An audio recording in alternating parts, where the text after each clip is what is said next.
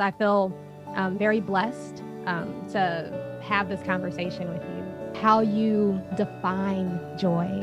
If you take away or erase these boundaries within you, you will see whether you sit, stand or sleep, you will be joyful. 95% of the human suffering is all generated from within.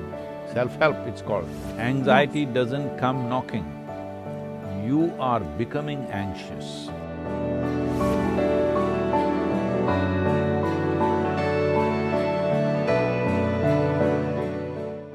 Hello. How are you? Karam, I was just thinking of consulting you how to get these curls like this for me, huh? Oh, I was just on Dr. Oz like 20, 30 minutes ago talking about hair. We did like a whole thing all morning about turning back the COVID clock on aging. So I did like a hot oil treatment and it was a whole thing. So that's why I look the way I do. I usually don't look this like glammed up for podcasts. I No, usually you're have on looking my regular wonderful. stuff. Why? Thank you. Thank you so much. I really appreciate this. I feel very blessed to have this conversation with you. Very blessed. So let's get started because I don't want to take up too much of your time. So I'm going to officially do an intro and then we'll go from there. Okay. And it'll be very, very casual. Okay. I don't know if you know anything about me, but I've been on this journey since I was 7. So it's my whole life. It's everything. So. Okay. Okay.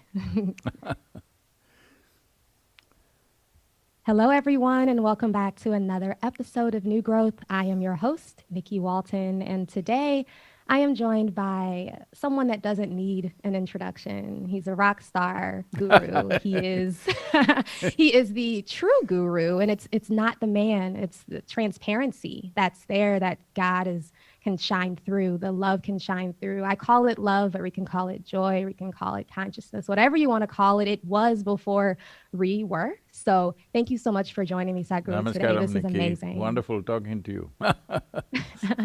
Yes, So you are the beauty and I am the beast, is it, in this whole game? The Beauty and the Beast? No, I don't see it that way. Not at all.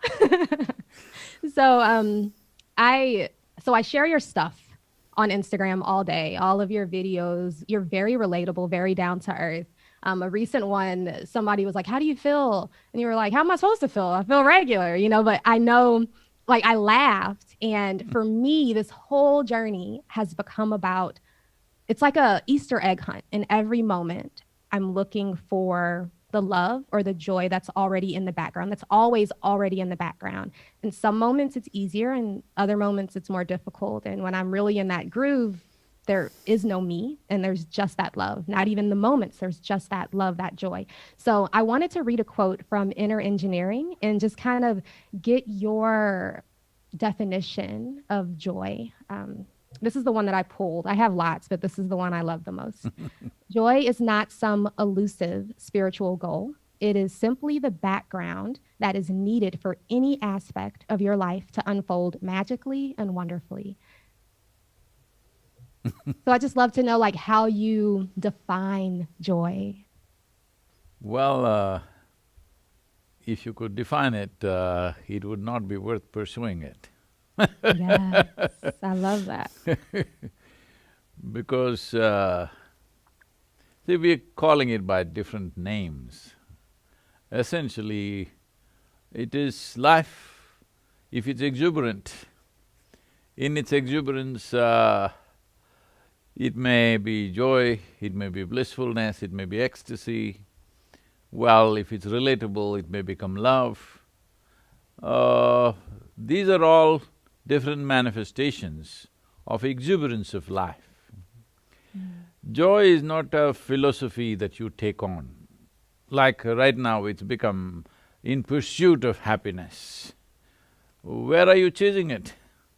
And why is it elusive? Because you think it's somewhere else. It's just that this life, when it functions in an exuberant manner, not in a depressed way, in an exuberant manner, that means if you open the cork, it is exuberant. If you close it and keep it, then it becomes depressed. So what is opening and closing when it comes to life? See, the fundamental thing is this, well, once you become a human being, what it means is, all other creatures are instinctively bound by boundaries. Like, you may not have seen this in United States, but if you were somewhere else, you would see this. If you were in the wild, you would see it. All carnivorous animals, let's say a dog, if you leave him outside, he goes on peeing all over the place. He doesn't have any urinary infection or problem. He's setting his boundary by his smell. So he's building his own little pea kingdom of whatever. It's a big thing for him because for him to be clear what belongs to him, what doesn't belong to him, he has to set a boundary. But once you become a human being, when I say a human being, in a way, the highest point of evolution on this planet. That means the finest life on this planet must be us. Well, we are proving to be otherwise, that's a different matter, but actually we are the finest life on this planet, most intelligent, most refined, most capabilities in terms of our faculties, everything. So if this is the finest life, if you look at the longing of this life, what you would see is, whoever you are right now, you want to be something more than who you are right now. This doesn't stop anywhere. Even if I make you the queen of this planet, I'm not thinking of that, I'm just saying, okay? That'd rock, that'd be awesome. Even if you become the queen of this planet, you will not be fulfilled. You will look at the moon, you will look at the other planets, if I give you the whole solar system, you look at a galaxy. If I give you one galaxy, you will look at the next one. Because there is something within a human being wants to expand limitlessly. So this is the fundamental shift that happened between animal nature and human nature. Animal nature is always trying to fix its boundaries because its only goal is survival. Once you become a human being, you're always seeing how to expand your boundaries because what you call as human begins to kick in only when survival is taken care of. When survival is in question, we are like any other creature, biological entities of food, sleep, reproductive needs and survival, essentially. So this dimension of longing to expand is not about more, it wants to expand limitlessly. So, the simplest thing is, if one is not identified with the limitations of one's own physical self, one's family, one's community, one's nationality, race, religion, caste, creed, whatever else, if your identity is not like a limit on your ability to expand, then life will be naturally exuberant. When it's exuberant, one form of its expression is joyfulness. So joy is not a practice, joy is not a philosophy, joy is not your ideology in life, nor is joy coming down to you from heaven, because this has happened to the world that all the beautiful things that human beings have been exported to heaven. If you say peace, people say divine peace. If you say love, they say God is love. If you say joy, people will say heavenly joy. No, these are all human things. Your peacefulness, your joyfulness, your loving nature, all these things can happen within you when you are willing. When I say willing, when you are a willing piece of life. You become a willing piece of life only when your identities are not limited. If you put a limit on your identity, then you are willing with one set of people, you are unwilling with another set of people. So in this, it is corked and there is no exuberance to this, but if you take off this cork, because this whole thing is just a mental thing that you have fixed up boundaries for yourself, if you take away or erase these boundaries within you, you will see whether you sit, stand or sleep, you will be joyful. You will even sleep joyfully, I'm saying. I love that. Thank you for saying that about sleep. I have heard and read that unless that awareness that, unless you have that same awareness during sleep, you're not aware of that true awareness. You're not aware as that true awareness. Is that true? And if so, what does that look like? Because when I'm asleep, I'm asleep. No, when you sleep, just sleep. Don't try to do anything else. I go to sleep like with a mantra and I'm like, okay, there's some piece, some part that's gonna be aware. No, I sleep. And then I wake up and I'm like, well, there was sleeping and I'm peaceful now, but I don't know what happened during that time. It's like unconsciousness. See, there are too many things, people coming to me and saying, Sadhguru, in which posture should I sleep? I said, on your back at least when you sleep, give up all this rubbish and just sleep. Sleep Just like sleep. you're dead. That's how I sleep, apparently. Yes, that's how you should sleep. You must sleep like you've gone dead. If you sleep like this, your duration of sleep will naturally come down because you're sleeping deep. Because the body needs that maintenance time. At that time, don't try to do anything. When your car is in maintenance, go and don't start the engine, you'll kill somebody. Exactly, exactly. Let it be. Exactly. Only thing is, why these things have come up is, it is just that, see, awareness is again not an effort. It is like, see, what are you aware of, what are you not aware of, simply depends on what is the brightness of your awareness. So we can use an analogy like a light bulb. Suppose you reduce the voltage for a light bulb, it becomes dim, you know. So if the voltage is at a certain level, suppose you're in a room where there are 25 people, voltage is so low that you can only see 2 people. In your experience, you think only 2 people exist. But if you increase the voltage, you may see 5 people. Then you'll think, oh, there are 5 people. But if you put on the voltage full on, then you see 25 people. So your whole experience of life is dependent upon or determined by what is the voltage of your life energies. So don't try to be aware. If you enhance the intensity of your life energies with the right kind of practice, then you will naturally be aware. This may also seep into so-called unconscious states like sleep, that you become aware of that also.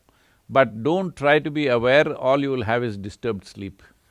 Yeah. Yes, exactly. So in the beginning of my spiritual journey, it was very much like law of attraction stuff, and I would try to feel exuberant. I would try to feel joyful. And over time, a very short time, I learned that it did not work. And I would become aware in quiet moments during meditation or even just kind of sitting and doing nothing of a peace in the background that grew to become at times joyful. And a part of my mind would say, no, we need to be super excited to make stuff happen. And as time went on, I could see that that was coming from that lack, from that corked being of, if I feel super excited, then I can bring something into my experience that is not already here. So the more I relax into that and recognize that it's already here, the more things have flowed in my life, including this experience that I'm having by being able to ask you my questions and share my story. I feel that it is a manifestation of this very natural exuberance that's here. So you're telling me you somehow manipulated me into this? I guess so, these energies. You know, it's like when I'm super stressed out, it's reflected. I see that reflected in the emails that I get and the responses I get from people. But when I not feel with this body necessarily, like not me purposefully being happy or fake smiling, but an inner smile that's just there as long as I remember to turn to it. As long as I remember to become aware of it and kind of live out from there, even if Nikki's upset or nervous. I told you I was on Dr. Oz earlier today, and I didn't even like really have a lot of preparation time for it. So to have that heart racing, but still be aware of peace or even joy in the background, for me, it's like it's very anchoring. And I don't believe I'm deluding myself. So there are 2 Nikkis, huh? That's dangerous, huh? Ooh, tell me more. Because I saw in your bio that you're also a therapist? Therapist. Yeah, Psychotherapist. licensed psychotherapist. So I went to school in Chapel Hill, North Carolina. Two Nikkis means either you're schizophrenic or you're possessed. Ah. So Am I possessed with love? Can I be possessed with love? Can I be possessed by joy? You can possess love. Why should love possess you? Oh, okay. You can possess love, joy, ecstasy in your life. You're capable of possessing all this in your life. These must be your greatest possessions, that you're blissful. People think Yes. they have a car or a home is a big possession. No. The dollars are not the best possession to have. They're useful. Right. They're Right. useful to create a certain amount of comfort for us, but the best possession to have is blissfulness. You don't have to be possessed by it, because see, we are looking at these dimensions of life or aspects of life as some kind of quantities or some kind of commodity that we must have it. Yes. Happiness is not something that you will have, joy is not something that you will have. You just can become happy, you can become joyful, isn't it? I have joy in my life, what is that? Have you stored it in a balloon or a box or where? I'm asking. There's no such thing as having joy. You can become joyful, you can become loving, you can become blissful. So becoming blissful, becoming joyful, becoming peaceful, what does it mean? See, if your body becomes pleasant, we call this health. Everybody wants it. Body is pleasant right now, this is health. If it becomes very pleasant, we call it pleasure. If your mind becomes pleasant, we call this peace. If it becomes very pleasant, we call it joy. If your emotions become pleasant, we call this love. If it becomes very pleasant, we call it compassion. If your very life energies become pleasant, we call this bliss. If it becomes very pleasant, we call it ecstasy. If your surroundings become pleasant, we call this success. Only to create pleasantness in your surroundings, you need the cooperation of other forces and people. Because creating pleasantness in the surroundings is a skill of a certain kind. You must be able to put many forces together, otherwise it won't work. But pleasantness of body, pleasantness of mind, pleasantness of emotion and pleasantness of energies are 100% your business, 100%. There's nobody else involved in this. But right now, we have handed this over to so many people that somebody can determine, someone else can determine whether you are happy or unhappy. If someone can determine what happens within you, would you call this slavery? It is the worst form of slavery. Somebody determines what you should wear, what you should eat, where you should be, this itself is called slavery. But if someone can determine whether you can be happy or unhappy, somebody can make you peaceful, somebody can make you… put you into turmoil, this means you are deeply, deeply enslaved. This enslavement has happened simply because you have not taken charge of your faculties. Your own thought, your own emotion, your mental and psychological structures and your physical body not taking instructions from you. If your mind was taking instructions from you, would you keep it blissful or miserable? Absolutely blissful. Absolutely blissful. Peaceful, joyful, yes. Sometimes what you want for your neighbor may be debatable, but what you want for yourself is 100% clear, highest level of pleasantness, isn't it? Absolutely, yes. So when this is the case, why such a simple thing is not happening? Can I tell you a small story? Please. This is not really a story, this is what happened to me. When I was just 25 years of age, one day I was just sitting on a small hill near my native town. I don't know, you may not be familiar with India. A little bit. I've been once, Oh. but just to southern India, in Mumbai. Mumbai, okay. Oh, just the wrong place to go. No, I'm coming back, and I'm Mumbai going northern people won't India like next it, time. but I'm just saying that's not India. I'm That's doing North Mumbai. India next time. As soon as everything No, you clears must up, come I'm headed south. back. In south… Oh, coming south? Yeah. Yeah? Mumbai What is part? not really south, it's somewhere central India. Further Central. south is where we are, and it's a more beautiful part of India. North is just plains, south is full of mountains and… Is it near like Goa? Yeah, Goa and further down. Okay, Yep. okay. I want to come to Goa too. So this is a city called Mysore, where there's a small hill in the town, and I was just Okay. sitting there, and suddenly I realized, suddenly I exploded into a state where every cell Mm. in my body was dripping ecstasy. I Mm. realized if I just don't mess with my mind, I'm ecstatic. Yes. Then after a few weeks of this experience, that it became such a profound experience for me, and then I decided, I was 25 years of age, and Mm. I decided and made a plan. In the next 2.5 years, I will make the whole world ecstatic. Ah. Because it's so simple, you don't have to do anything. If you simply sit here without messing around with your mind, you're ecstatic. So Exactly. on that day, the population was just 5.6 billion people. So I Mm. thought, in 2.5 years, I made a plan, how I will make the whole world ecstatic. See, now it's 39 years. Yeah. Well, people say Flew we've by. touched around 1 billion people, but that's Yeah. not my idea of the world. My idea of the world is 7.6 billion people. But it Mhm. took me a certain amount of time to realize how invested people are in their miseries. They're Yes. so invested that even if you show them the greatest possibility, they don't want to leave what is familiar. Exactly. Exactly. So why is this happening to the world? Why so much suffering? See, physical things that happen to us, there is war, there is famine, there is calamities, these are different things. Well, this causes physical pain. Mm. But right now if you look at human beings, only about 2 to 3%, maybe 5% of suffering is because of physical causes from outside. Yeah. 95% is self-inflicted suffering. Physical situations can change, they need not cause suffering to us. Right now, everybody is suffering the pandemic. Those who got infected, those who lost their lives, those who lost their dear ones, it's a different thing. Mhm. All others are suffering. What is it? They're all worried about the economy, they're worried about the future, they're worried about something. I'm not saying it is not an issue. All I'm saying is, see right now what could happen at the most?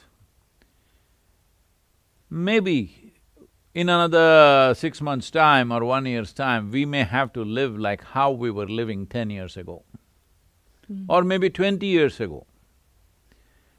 20 years ago, believe me, life was not very bad, it was good. Right. Maybe we'll have to live little with little less. Maybe we will have to live like how our parents lived. Today, how many, for example, I'm saying, this is not against the beauty consultation, okay? Uh, for example, how many pairs of clothes your grandparents had and how many you have or this generation has, if you look at it, it's probably 5, 10 times more, Yeah. isn't it? Except for So, in this case, huh? I have a uniform. I have a uniform. I don't buy clothes like that. T-shirts and skinny jeans You're and not good scarves. for economy then. No, I'm not. I do order a lot of food, but less clothes. So, essentially, when the caveman lived here also, he was also among them also some were happy, some were not happy. That is not Mm. because of the conditions in which they lived in, it is because of the condition of their minds, their Yes. ability to use their own faculties. What is it that human beings are suffering if you look at it? Well, they're capable of suffering what happened 10 years ago. Yeah. And of course, they suffer what may happen day after tomorrow already. So this means that they are not suffering life, they are suffering two most important faculties in a human being, that is a vivid sense of memory and a fantastic sense of imagination. They are suffering Mm-hmm. these two things, which is most unfortunate, because what essentially you're saying is, this evolution of my intelligence is my problem. Right now, human beings are essentially suffering their own intelligence. Yes. If they had half the brain that they have, they would sit here peacefully, no meditation would be needed. If they had the brain of an earthworm, they would sit very peacefully. So essentially you're complaining, why have you given me so much intelligence? We're telling nature, why so much intelligence? So in Florida, people soak it in alcohol every 3 days. in the week, they keep it in alcohol, Yep. 2 days, they Yep. put other kinds of chemicals, to keep the brain preserved so that it's not working too much. Yes, that's exactly right. So That's exactly right. I love that. essentially, you did not figure out how to handle your own intelligence. Exactly. So, the fundamental thing is, you have been given the most complex and sophisticated machine on the planet, that is this human mechanism. But you are trying to blunder through your life without even reading the user's manual. This is the only problem human beings have. Outside problems, we will deal with them to the extent that we can, that's all we can do. But 95% of the human suffering is all generated from within. Self-help, it's called. Self-help. So, brass tacks, this is what I want to know. For you, and you might not experience anxiety or fear or worries anymore in where you are, but for someone that's on this path, and if anxiety comes knocking at the door, how does this look in practice? Staying aware as bliss, this natural exuberance that's there even when the emotions are strong or the thoughts are heavy. Well, let me tell you a little story, okay? Yeah. This happened in southern India, further south than where you went, okay? They came to a local village. Somebody came to a local village and they asked, how far is Isha Yoga Center, which is our yoga center? The local boy who was sitting there by the street side said, it is 24,996 miles. They said, what, it's that far away? He said, yeah, the way you're going. If you turn around, it's 4 miles. Yeah. So right now you're saying anxiety comes knocking. Anxiety doesn't come knocking. You are becoming anxious. Why are you becoming anxious? Because your imagination is unbridled, your memory is uncontrollable, it's running riot within yourself. So essentially, it's your inability to use your own faculties. Suppose it so happens, your hand became an independent state by itself and started punching you in the face. If somebody That's else… what the mind is doing, the mind is punching me in the face. If somebody else tries to do this, we know how to distance ourselves, we know how to go away, how to handle them. Suppose your own hand starts hitting you in the face, what is the answer for this? They will lock you away. You have to get control of your hand and not do that. Yes. Either your hand should take instructions from you, or somebody will tie it down, or maybe they will amputate it if it goes out of control. All these things, right now, that's all that's happening with your mind. Your thought, your emotion are running away on their own. They're not taking instructions from you. All your faculties should take instructions from you. Only then they're worthwhile faculties, otherwise they're a big nuisance. Right now, unfortunately, most people are making their own intelligence into a nuisance. See, in my understanding of life, I feel intelligence is a solution for everything. But right now, everybody is trying to prove intelligence is the only problem they have. So anxiety doesn't come knocking, you become anxious.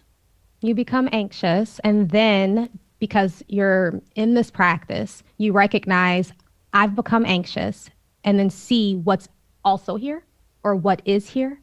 Instead of walking, like you said, 5,000 miles in the other direction, recognizing what's here. Is that the practice? Is that what you do in a moment like that? For people that are still dealing with that heavy mind? See, all they have to see is… the fundamental thing that they have to absolutely recognize is human experience is caused from within, pleasant or unpleasant. Whether it's joy or misery, both are caused from within us. What is happening from within us must happen the way we want. The world will never happen the way you want 100%. World will never ever happen 100% the way you want. I'm saying your own family, if there are 2 people or 4 people in the family, they will never happen 100% the way you want them. If they happen 51% your way, you are the winner. No, I'm not talking about the election, I'm just saying We are not touching that. Very, very happy. I'm saying if your life is happening little more your way than somebody else's way, it's great. Yeah. But it will Yeah. never ever happen 100% your way. Yeah. It's just not possible. So, what is around you, the world around you, people around you, life around you will never happen your way. But this one life must happen your way, isn't it? If this one doesn't happen your way, you're a lost case. Absolutely. There are no quick fixes, there are no adjustments to make. You need to just understand this. Human experience is caused from within. The seat of your experience is within you. You are not sitting there, that's a problem. You are not at an individual, that is the problem. You are identified with too many things. Right now, the way when people say, my life, if somebody says, my life, you're supposed to look, where is this life? Is it in the office? Is it in the bank? Is it in his car? Is it in his home? Is it in his wife or husband or children? Where is this life? Because he thinks all this is his life. This is not your life. These are arrangements you made to facilitate this life to happen in the best possible way, isn't it? Yes, definitely. You made these To arrangements. give you the most comfort. But now you're mistaking the arrangements to be life. Right. You sit on a chair for your comfort. After some time you think you are the chair, you know what happens to you? You will walk around with the chair stuck to you. That's a bad way to live. Right now, Yes. that's all that's happening. With I this, see. with this there is anxiety, with this there is struggle. If you clearly come to this place, what is you, what is not you? If there's a distinction, there's a simple process that we have set up, millions of people are doing this around the world today. It's called as Isha Kriya. It's free downloadable for anybody who wishes to do it. This is a simple process to create a little distance between what is you, what is not you. When I say what is you, what is not you, this very physical body is something that you gathered over a period of time, isn't it? You were not born like this, it happened. So what is this? That lot of food that you're ordering, I'm sure you're not eating that lot of food looking at you. I like fried, greasy, cheesy things. I'm doing better though. Maybe you're looking at them, you're not eating them, I can see that. So, the food that you've eaten has right now transformed itself into your body and be like this. Where did the food come from? Just the soil that you walk upon is food, food became like this. Someday, once again, this will become part of the earth. So this is yours, this body is yours, but it's not you. Similarly, your psychological structure, these are millions of impressions that you have taken in, and it's formed itself given itself a certain shape and a form and a quality. Now, this is also something that you gathered. What you gather can be yours, but it will never ever be you, isn't it? So if you bring the distinction, all your problems are over. Got it. That little distance is needed. And is it a matter of remembering that distinction? See, if you make your life energies very intense, you will see naturally physical body and your psychological structure will move little away, it'll give you little space. It's like, see now I'm wearing loose clothes, always you're conscious that these are clothes. Suppose you wear really super thin, tight, skin-tight nylon clothes. After some time, you don't know which is you and which is your body. It becomes one with you because there is no space. So where there is no space, there is no perception of what it is. Because there is no perception, you don't know how to deal with it. It's like this, on this planet we went on arguing whether this planet is flat or round, this debate was going on, and you know that Galileo stuff and all that. Yes, yes. Anyway, this would have continued forever, but the moment we took off and we started flying, we could clearly see it is round. We went and stood on the moon and looked down, 100% it was round, all right? What is it that gave us this perspective? Because a little distance. Similarly, a little distance from your body, a little distance from the mental structure if you create, you have absolutely know where the handlebars are and you can hold them and manage them the way you want. Yes. I love that. So it's the distance, recognizing that you are not the body, recognizing that you are not the mind, still being there and seeing that energy come through and move through, but knowing that it's not you. Does that sound near You, what you're saying? yes, you will get to learn to use the body and mind to its best. Your Yeah, body and your mind should work for you, never against got you. it. So what you're calling as anxiety, what you call as misery, any form of unpleasantness that generates from within you, either in the form of ill health or misery, essentially it means your own system is working against you. Right, right. No, that's beautiful. I love how you make everything very, very simple. It I also is… wanted to tell you that I'm taking neem in the morning because of you. I've been doing Ah, that now for at least a month now. so So you thank took… you. I tried to do the turmeric too, but it gave me indigestion, so I haven't been able to. Oh, there is a certain way to But consume neem that. is great. Name is great, it'll bring Yeah. certain What do you translucence to recommend? you and Mhm.